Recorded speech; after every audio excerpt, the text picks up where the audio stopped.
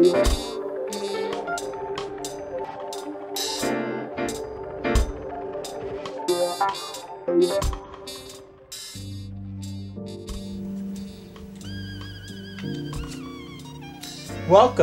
to CapCuts, the instructional flourishing videotape.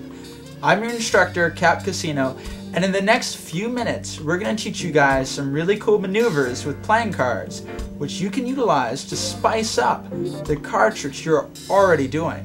So grab some cards, stretch out your fingers, and be prepared to have a lot of fun.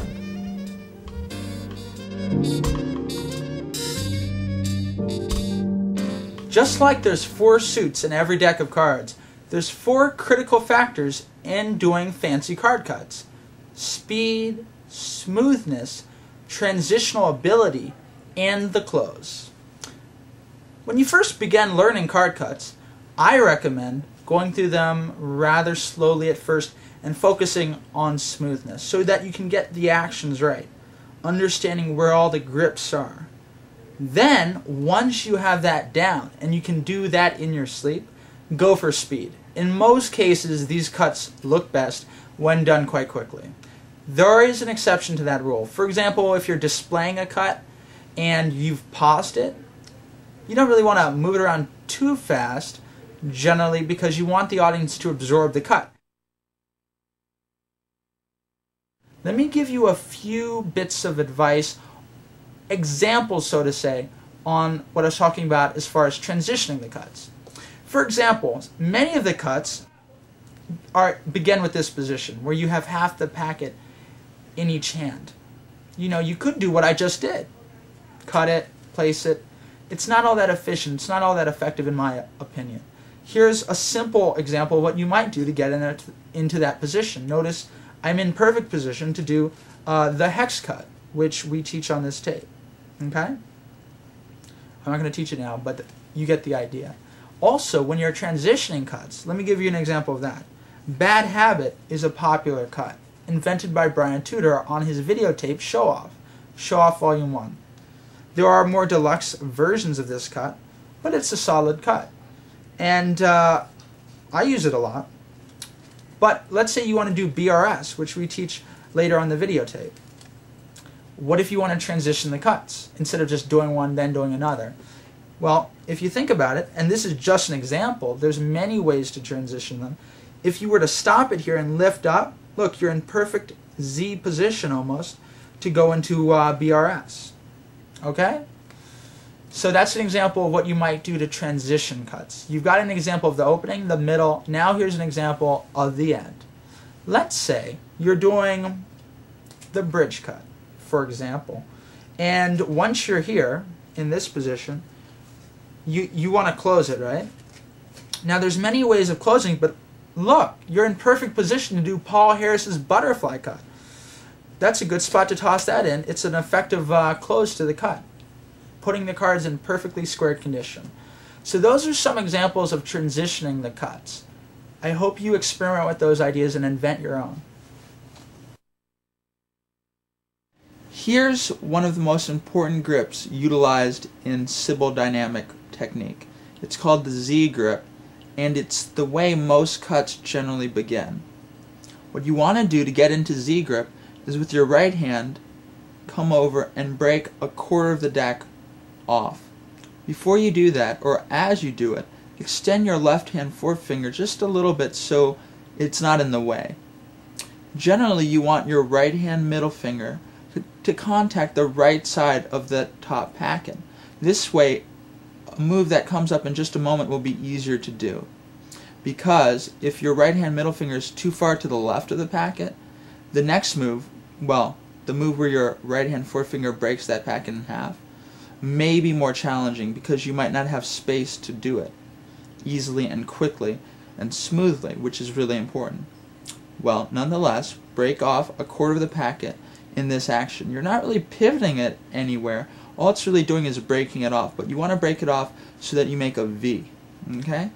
From the side it looks sort of like a V. The next action, and by the way these actions all happen pretty much simultaneously, is for your right hand thumb to break off another quarter utilizing your left hand forefinger as the pivoting point. This gives you a Z looking position from the side, like a letter Z. Okay? That's the first packet, that's the second packet. Note that the second packet is not pivoted too far down or too far on the end. That may make it more challenging when you're doing all the pivoting action of the cut later on.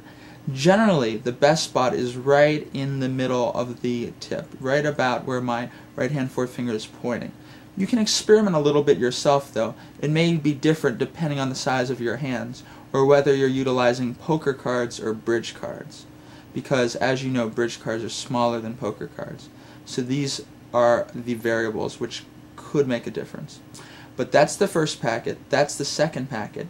For the last action of the Z grip, it doesn't look much like a Z anymore, but still generally these all begin Sybil dynamic technique, is to break off the top packet in half, utilizing your right hand forefinger just like that. Okay? There we go. Once more, it contacts and pulls up. It's somewhat pivoting off the right hand thumb at the bottom right here, just like that. So all those actions happen in one smooth action just like that, and then you can go into the rotating for your Sybil trick or cut.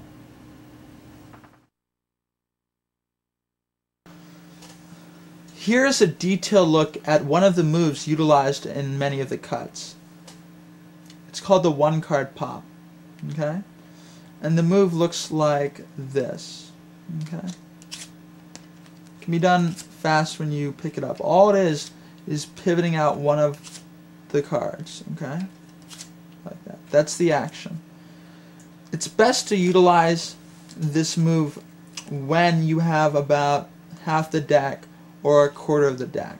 If you only have a few cards, generally there's not as much flexibility to do it well in most circumstances. It can be done easily here because, well, there's no other packets being held by the rest of the fingers. But this move is utilized with, many other packets in the fingers in the context of certain cuts. Also, with the whole deck, I find it's not best either because you can't really bend the deck much. Because the reason this works quickly and easily is due to the bend of the deck as well as the get ready. Okay? So let's take a peek at the get ready. Okay? And it all happens in one hand, by the way. Basically, with your right hand forefinger, pull up the card on the face of the packet about half an inch. Okay? Now, if the right hand middle finger is on the far side of the packet, there's not much friction, so it is possible to pivot it without the get ready. Notice how it gets pivoted around this finger here. Okay? That's the pivot point. Just like that. Okay? The get ready though is really handy because oftentimes this finger will not be on this edge. It'll be like in the middle, which makes that a lot harder. In fact, it's really hard to do, especially in the context of, say, a cut like the CapCut, because you're going to have so many other packets in your fingers. Okay? So pull up about half an inch, bend, and push with the right hand forefinger, just like that. Okay? And it gets sort of held in this grip. Okay? Just like that. So once more.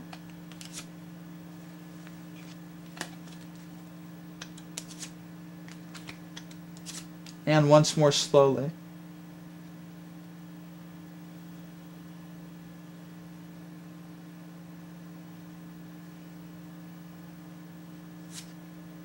Okay? That is the one card pop out.